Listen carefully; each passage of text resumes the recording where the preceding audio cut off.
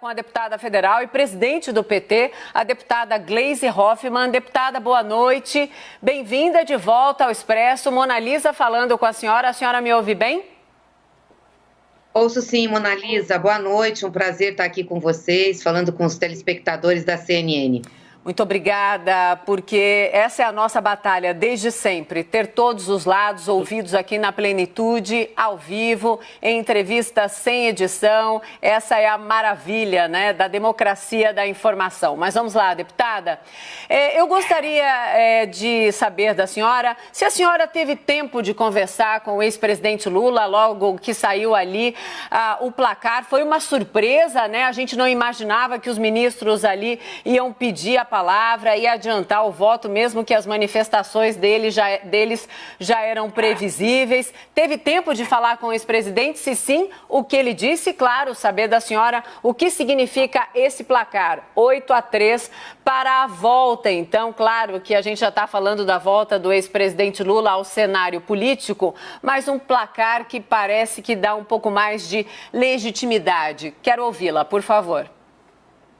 Ô, Mona Lisa, eu falei rapidamente com o presidente, liguei para dar um abraço, cumprimentá-lo, afinal ele foi um lutador, né, para que a gente pudesse ter essa vitória que foi muito expressiva e importante para nós. Ele está feliz, claro, julgo que está de alma lavada com essa decisão. Esse julgamento de hoje foi o passo importante, fundamental, para que a gente possa fazer o resgate da justiça para o presidente Lula.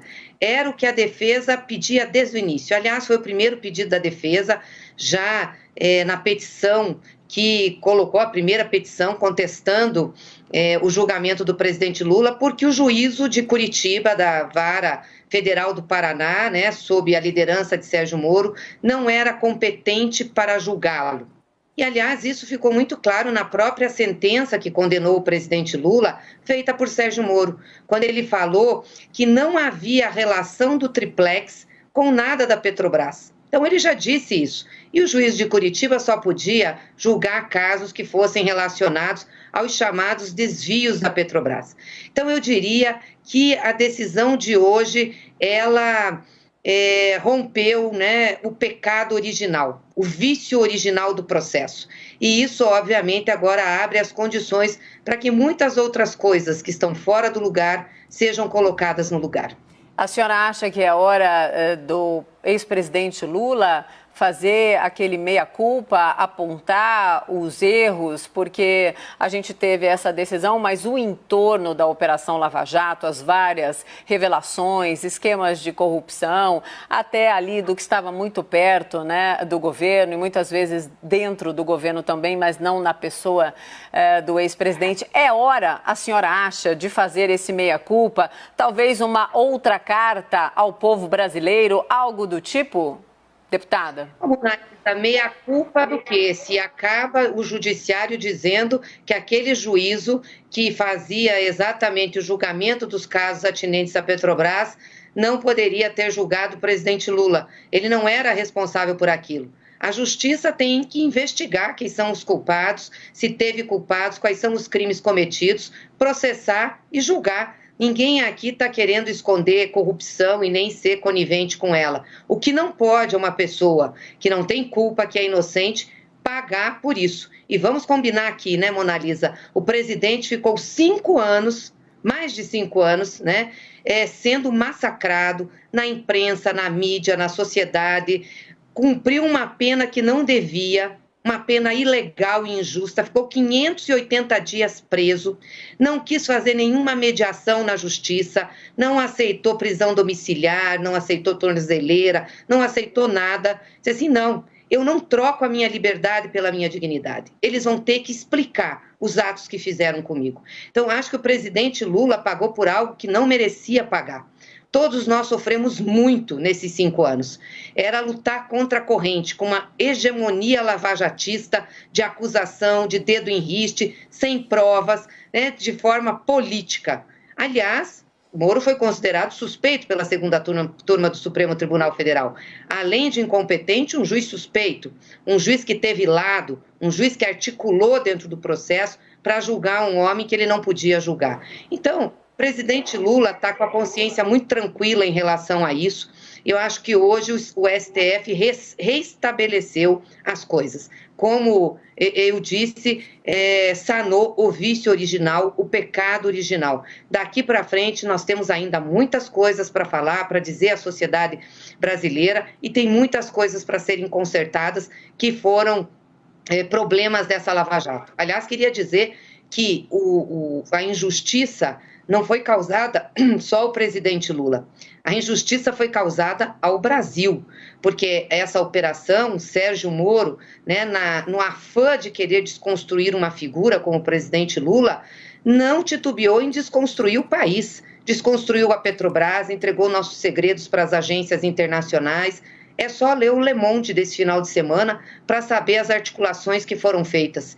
E nos legou o que é de pior: um presidente da República que não tem condições de ser presidente, não dá conta do recado e, muito pelo contrário, né, atenta contra a saúde e a vida das pessoas e não faz a gestão correta da pandemia. Então, a condenação de Lula e esse processo todo foi ruim para ele, foi injusto, foi ruim para nós, mas, sobretudo, foi ruim para o Brasil, o que é muito triste. Caio Junqueira, chega na conversa, Caio. Deputada, muita gente no governo, no atual governo, acha que Lula é o adversário ideal para o presidente Jair Bolsonaro em 2022. Eu quero jogar para o lado da senhora, para o lado do Partido dos Trabalhadores. Para o PT, Bolsonaro é o adversário ideal em 2022? Nós não temos problema com adversários, Caio. O que nós temos é um projeto para o Brasil. E vamos discutir esse projeto com quem quer que seja. E, aliás, nós nem temos a definição de que o presidente Lula será o candidato do PT, será nosso candidato. Ele representa uma esperança, claro que eu quero muito e gostaria muito que ele fosse. Mas essa discussão nós não fizemos ainda dentro do PT e não fizemos com ele. A única certeza que eu tenho, Caio, é que depois dessa decisão do Supremo Tribunal Federal, nós vamos ter eleições livres em 2022. Coisa que nós não tivemos em 2018, quando um dos candidatos, aliás, aquele que estava na frente, foi impedido de ser candidato por uma decisão judicial que agora nós estamos vendo que não poderia ter sido tomada e que foi injusta. Então, acho que para a democracia o que nós temos que comemorar é que em 2022 nós vamos ter eleições livres.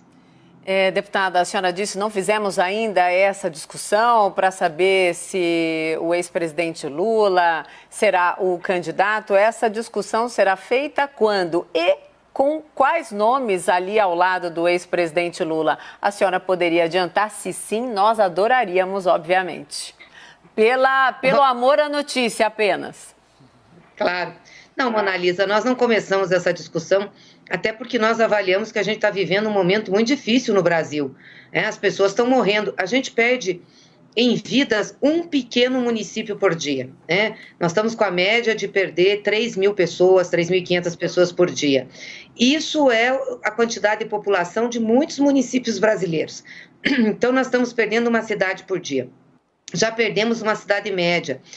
Os cientistas e também o nosso pessoal da área de saúde, nossos ex-ministros, dizem que nós vamos chegar em junho com perto de mais de 500.000 pessoas mortas, pela forma como está feita a gestão dessa pandemia, pela forma, diria, criminosa de jogar o povo contra o vírus, de não terem tomado, Bolsonaro não ter tomado as medidas corretas, não ter comprado vacina, não ter estimulado o uso de máscara, não ter feito isolamento social, não ter feito comitê com os governadores e prefeitos. Ele sempre sabia de tudo e sabe de tudo, fala toda hora o que ele acha e jogou o povo contra essa tragédia. Além da fome, da miséria que nós estamos vivendo no Brasil com esse desemprego. Então, nós não estamos no momento de fazer discussão sobre eleições. Nós estamos no momento em que o presidente Lula usa a sua liderança e a sua capacidade para aglutinar setores mais variados da política brasileira para a gente tentar sair dessa crise, ter uma alternativa para o Brasil. Não dá para continuar assim. E esse é o papel que o presidente Lula tem agora.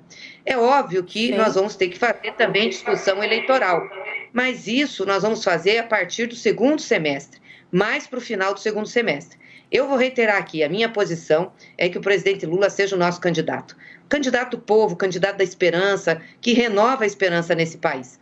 Mas, obviamente, isso depende de uma decisão dele e de conversar com a nossa direção partidária, a nossa executiva, as lideranças do partido, conversar com o Fernando Haddad, conversar com os nossos governadores, conversar com a nossa bancada federal, com os nossos senadores, que são pessoas que fazem a política e que estão no dia a dia nessa militância. Tá certo.